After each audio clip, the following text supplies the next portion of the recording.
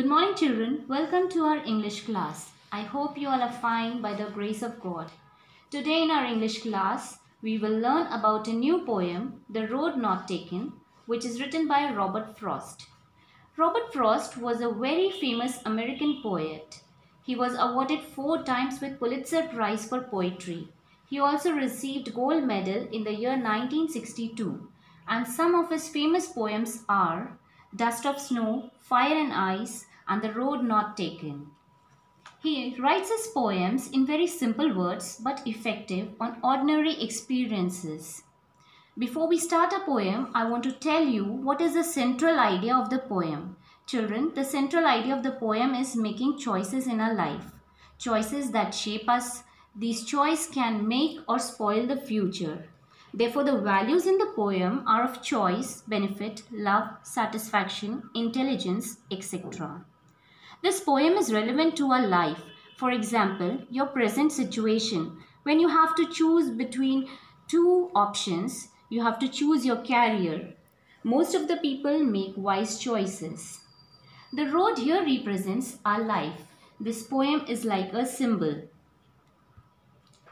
In the first stanza, the poet tells us that as he was traveling through a forest, he comes to a point in the autumn season where two roads diverge, means divide into two paths, and then he realizes that he can't walk on both the roads together because he was the only traveler.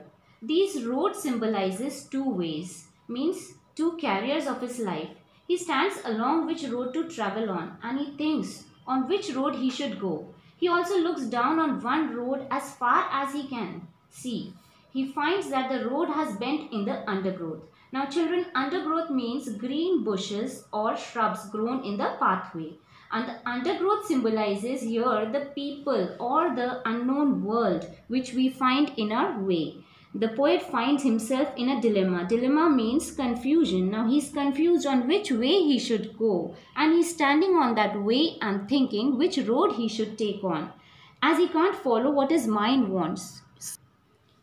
In the second stanza, the poet says he looks the second road and he chooses the road that is his career that appears to be less traveled. Now as he is looking the second road, he finds that it is fair and it has not been traveled by many people.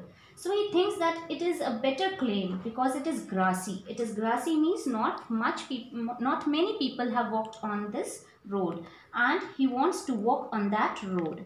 Having an independent mind and spirit, the poet shifts his stand and finds that both the roads have been walked over equally, means many people have walked on both these roads. Implied it means that his choice has been exercised by others also, but still now the poet chooses the second road to walk on and wants to see that road. Then in the third stanza, the poet says, that morning both the roads looked similar, means both the roads were looking similar to the poet, and the roads lay covered in leaves. Both the roads were covered with leaves that morning, and no one has trodden them. Trodden means crushed by the footsteps. As the leaves lay free, the leaves were spreading on both the roads from being crushed by walking. It means the choices in life are not known to him. The poet chooses as he has in mind to take the first road some other day. Means he is thinking to take the first road some other day if he is not satisfied with the second road. It means that both the roads or carriers have a liking for the poet. He, however, has a doubt in his mind if he will ever come again to walk on the first road. It implies that the poet wishes to adopt the first carrier, and if he is not satisfied with the one he has chosen. The poet was not sure whether he would return to travel on that road someday. He says that he knew one road leads to another, one way leads to another. So he also knew that it might never be possible. It is not possible in the future for him to travel on that road again. The poet indeed knew that he would never be able to come back, yet he had a great desire to walk on that road too. So while knowing how way leads to way, he kept the first road for another day and he chooses the second road. It means he had in mind to choose that way of life. In the fourth stanza, the poet tells us with a sigh, means with sorrow, that how he took the road less travelled by. It means he chose a career which is not many had chosen, and that made all the difference in his life. And he will regret because he made a choice which is later proved to be not desirable. It changed his life altogether. So children, through this poem, the poet wants to give us a message that we must live in present. We should never regret a decision which we take after due consideration. We should walk on the chosen path with all the energy at our command.